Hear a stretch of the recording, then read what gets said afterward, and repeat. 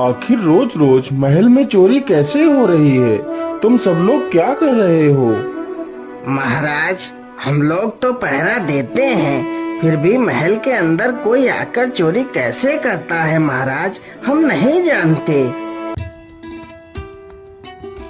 आइए आइए भैया, बस 1 रुपए में ही अपना भविष्य जानिए। मेरा तोता आपके सारे सवालों का जवाब देगा। आइए जानिए अपना भविष्य। अरे अरे, मुझे जानना है मेरा भविष्य। अरे तोते, जरा बताना मेरा क्या नाम है? तुम्हारा नाम नशेड़ी है। अरे वाह वाह, यह तोता तो सच बोलता है। जरा बताना तो मेरा विवाह कब होगा?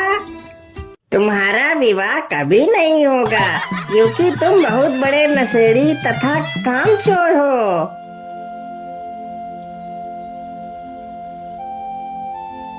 अरे, यहाँ पर ये भीड़ कैसी लगी है?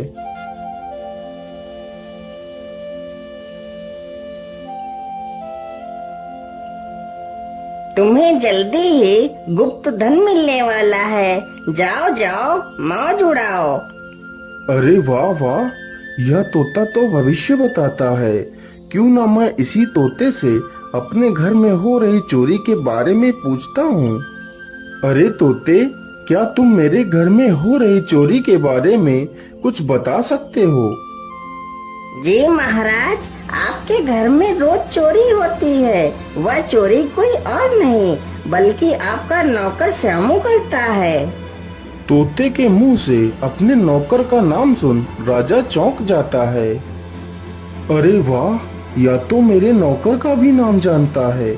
इसका मतलब यह तोता सत्य बोल रहा है। तो क्यों ना मैं इस तोते को खरीद लूं। इसकी सहायता से मैं बहुत सारे गलत कार्यों को रोक सकता हूँ। अरे सुनो भाई, क्या तुम यह तोता मुझे बेचोगे? नहीं नहीं महाराज, यह तोता मैं नहीं बेच सकता। यह तोता तो मेरी रोजी रोटी चलाता है, मैं इसे नहीं बेच सकता महाराज। अरे भाई, यह तोता मुझे दे दो। तुम इसके बदले मुझसे जितना भी धन मांगोगे मैं तुम्हें दे दूंगा।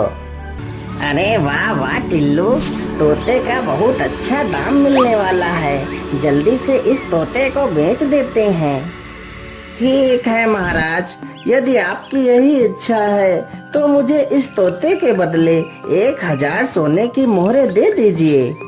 फिर राजा उस तोते को 1000 मोहरें देकर खरीद लेता है और उसे अपने महल ले जाता है।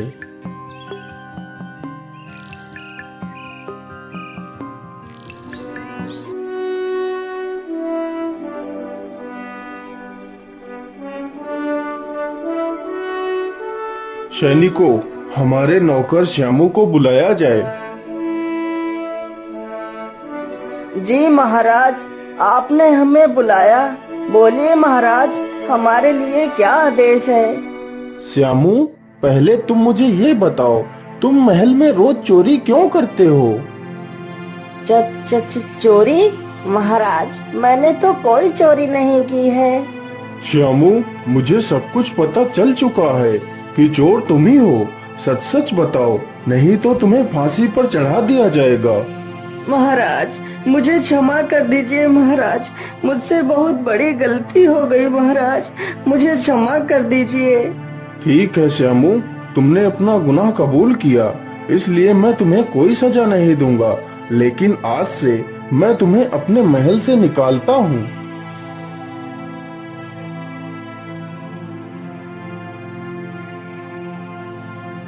अरे वाह तोते, तुम तो बहुत ज्ञानी हो। अच्छा तोते, क्या तुम मुझे ये बता सकते हो कि मेरी किस्मत में कोई सुंदर कन्या लिखी है या नहीं?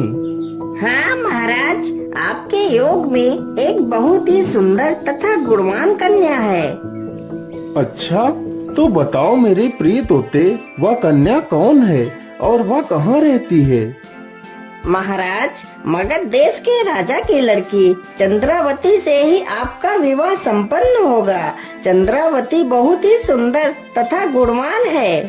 तोते के मुंह से यह बात सुनते ही राजा खुश हो जाता है और अपने पुरोहित पंडित गरीब चंद को बुलाता है। हे ब्राह्मण देव, आप जल्दी से हमारे विवाह का प्रस्ताव लेकर मगध नरेश के पास जाओ। आज्ञा मिलते ही पंडित गरीब चंद मगध देश के लिए निकल पड़ते हैं।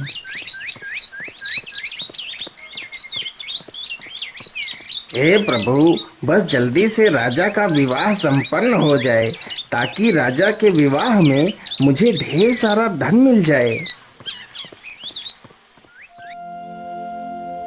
ये सब कुछ सोचते सोचते ब्राह्मण मगध देश पहुंच जाता है। उधर मगध नरेश की पुत्री चंद्रावती के पास भी एक मैना थी। वह मैना भी भविष्यवाणी बताया करती थी। भविष्य में होने वाली सारी घटनाओं को वह पहले ही बता दिया करती थी। राजकुमारी चंद्रावती, बधाई हो, बधाई हो। अरे ये क्या बोल रही हो मैना? तुम मुझे किस बात की बधाई दे रही हो? राजकुमारी जी, आपके विवाह का प्रस्ताव रतनगढ़ के राजा रूपसेन ने भेजा है। इसी की बधाई मैं तुम्हें दे रही हूँ।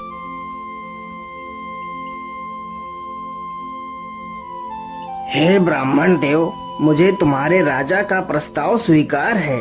जाकर अपने राजा से कहो कि वह जल्दी से बारात लेकर आए। ब्राह्मण ये खुशखबरी राजा को सुनाता है। फिर राजा रूपसेन और चंद्रावती का विवाह हो जाता है। तो चंद्रावती उस मैना को भी अपने साथ ले आती है।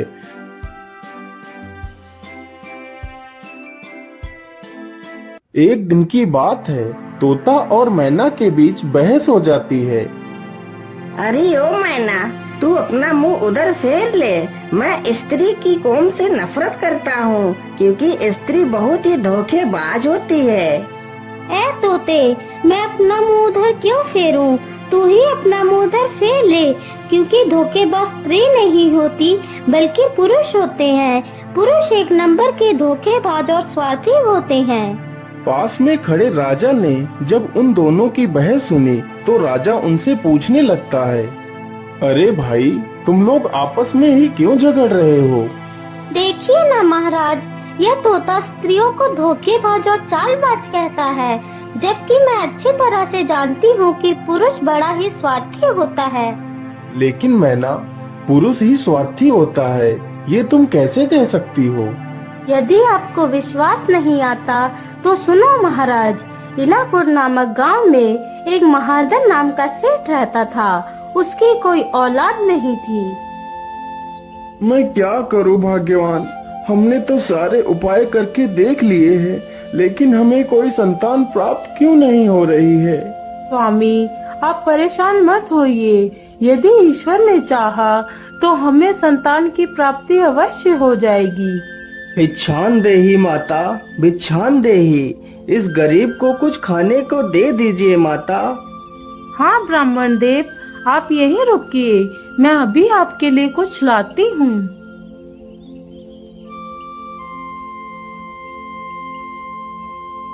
यह लीजिए ब्राह्मण देव। ईश्वर आपका कल्याण करे माता, आपकी सारी इच्छाएं पूर्ण हो। उस ब्राह्मण की दुआ उस सेठानी को लग जाती है। कुछ ही दिनों बाद उनके घर एक सुंदर सा पुत्र जन्म लेता है। धीरे धीरे वह पुत्र बड़ा हो रहा था। सेठ और सेठानी उसे बेहद लाड़ प्यार करते थे, जिसके कारण वह बहुत बिगड़ गया था। अरे बिरजू, अब इक्का की चाल है, अब तू इसे काट कर तो दिखा। तोलाराम इसी प्रकार जुआ खेलता, शराब पीता, अपने पिता का धन वह धीरे धीरे इसी प्रकार लुटाने लगा। एक दिन ऐसा आया कि उसके पास एक वक्त का खाना खाने के लिए भी पैसे नहीं बचे। हाय हाय, अब मैं क्या करूं? कहां से लाऊं पैसे? जो धन था वो तो मैंने लुटा दिया, अब और पैसे कहां से लाऊं? चलो ऐसा करता हूँ, कहीं बाहर चलकर किसी को बेवकूफ बनाकर पैसे लेकर आता हूँ। इतना सोचकर तोलाराम निकल पड़ता है। वह चलते चलते सीमापुरी नामक ग्राम में पहुँचता है। अरे भाई, इस गांव में सेठ धनपति राम का घर कहाँ पे है? सीमापुरी का सेठ धनपति राम महादन का बहुत अच्छा मित्र था। इसी का फायदा उठाने तोलाराम वहां पर आया था।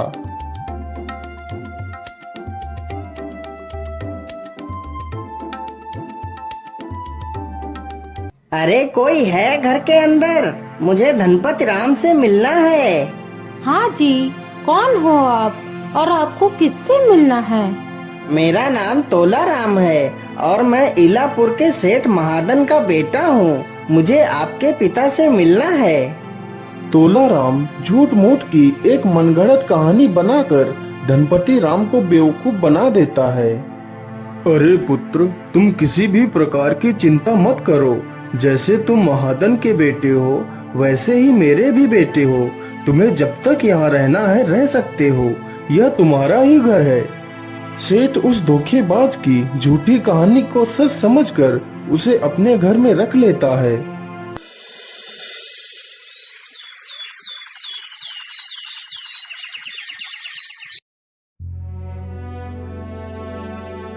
अजी सुनते हो, हमें हमारे पुत्र के लिए योग्य वर ढूंढना चाहिए और वह विवाह के योग्य हो गई है। स्वामी, यदि मेरी मानो तो क्यों न हम अपनी बेटी का विवाह तुलाराम से कर दें। वह तो आपके मित्र का ही बेटा है। हाँ हाँ, तुम ठीक कहती हो भाग्यवान। हमें इसके लिए एक बार तोलाराम से पूछ लेना चाहिए। बेटा तोलाराम, हम भी तुम्हारे माता पिता की तरह ही हैं, इसलिए हम तुमसे कुछ कहना चाहते हैं। अरे अरे, तो इसमें संकोच कैसा? आप बोलिए ना, आप मुझसे क्या कहना चाहते हैं? बेटा, मैं कह रहा था कि तुम मेरी बेटी रागिनी के साथ विवाह कर लो। मुझे तुमसे अच्छा वर कहाँ मिलेगा पुत्र। अरे वाह वाह, काम बन गया तोलाराम, काम बन गया। हाँ हाँ, क्यों नहीं, जैसी आपकी इच्छा। भला मैं आपके फैसले को कैसे ठुकरा सकता हूँ। इसके बाद सेठ ने एक शुभ मुहूर्त देखकर उन दोनों का विवाह कर दिया। अरे वाह, इतना सारा खजाना तो मेरी मुट्ठी में ही आ गया है। अब यहाँ रुकने का क्या फायदा। चलो कल सुबह ही यहाँ से सारा धन लेकर निकल लेता हूँ। पिताजी, अब मैं अपने घर वापस जाना चाहता हूँ। मुझे जाने की अनुमति दें। सेठ खुशी खुशी उन दोनों को वहाँ से विदा कर देता है। वे दोनों चलते चलते एक घने जंगल से गुजरते हैं।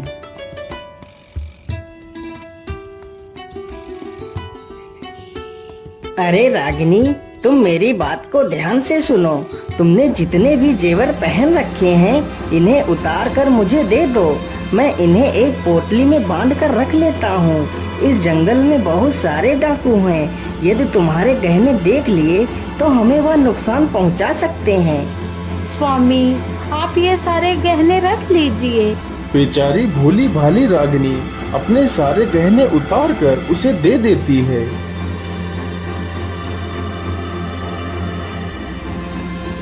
अच्छा सुनो रागिनी, चलो अब इस कुएं के पास चलकर थोड़ा सा पानी पी लेते हैं, फिर आगे का सफर तय करेंगे।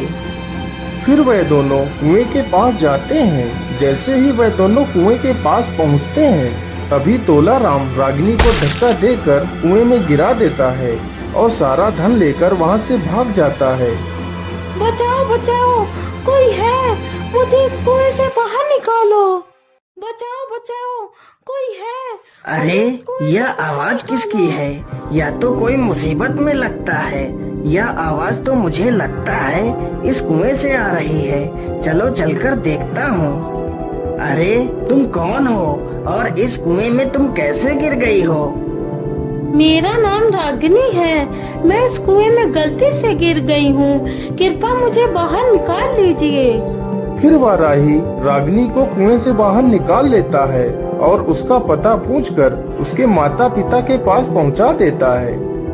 बेटी, ये तुम्हारा हल कैसे हुआ पुत्री? तुम्हें क्या हुआ? पिताजी, जंगल में हमें कुछ डाकू मिल गए थे। उन्होंने ही हमारा सारा धन लूटकर मुझे कुएं में फेंक दिया और उन्हें पकड़कर ले गए। लड़की ने अपने पिता से सच ना बोलकर झूठ बोल दिया।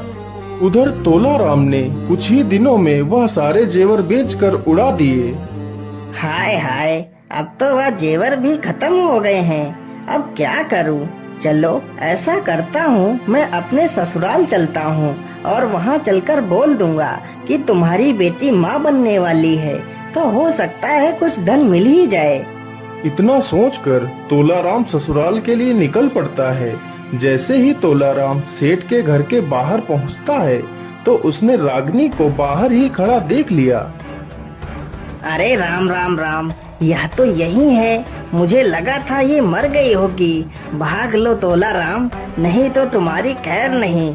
आप चिंता ना करिए, आप मेरे पति हैं, आप मेरे लिए भगवान हैं। आप अंदर आइए। मैंने अपने माता पिता को कह दिया था कि मुझे कुएं में डाकुओं ने गिरा दिया था और मेरा सारा धन लेकर भाग गए थे। इतना सुनते ही तोलाराम चौड़ा हो जाता है। रागिनी उसे सुधरने का मौका दे रही थी, लेकिन वह तो एक दुष्ट और धोखेबाज था। उसी रात तोलाराम ने अपनी पत्नी को चारपाई से बांध दिया। अरे सुन, चल अब जल्दी से बता, तेरे बाप ने धन कहाँ छुपा कर रखा है? चुपचाप बता दे, वरना मैं तुझे मार दूंगा। धन तो यहाँ है जमाई राजा, वहाँ नहीं। इतना कहते ही सेठ ने उसके सिर पर एक जोर से डंडा मारा और उसे पुलिस के हवाले कर दिया। तो सुनो राजा, उस बेचारी ने तो उसके साथ इतनी वफादारी की, फिर भी वह कदम कदम पर उसे धोखा देता रहा।